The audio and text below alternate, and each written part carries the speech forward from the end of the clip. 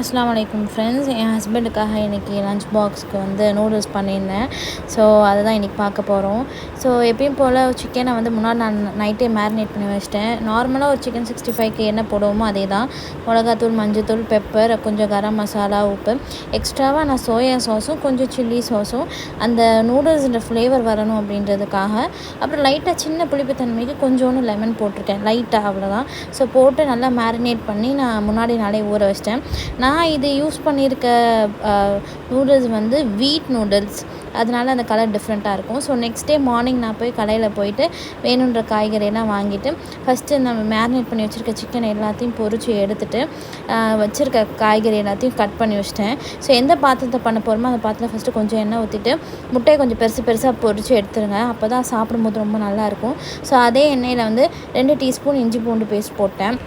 இஞ்சி தனியாக, பூண்டு தனியாக தான் போடுவாங்க. நான் ஏன் முழுசாக போட்டேன்னா என் ஹஸ்பண்டுக்கு அது கடி போடுறது அவ்வளோ பிடிக்காது. ஸோ அதோட சேர்ந்து பச்சை மிளகாவையும் போட்டு நல்லா வதக்கிட்டேன். அப்புறமா வெட்டி வச்சுருக்க வெங்காயத்தையும் போட்டு வதக்கிட்டேன். இன்னொரு பக்கத்தில் நூடுல்ஸ்லேயும் கொஞ்சோண்டு உப்பு, எண்ணெய் போட்டு நல்லா பாயில் பண்ணி கை வச்சு அமுங்குற அளவுக்கு நல்லா வெந்து எடுத்துக்கணும்.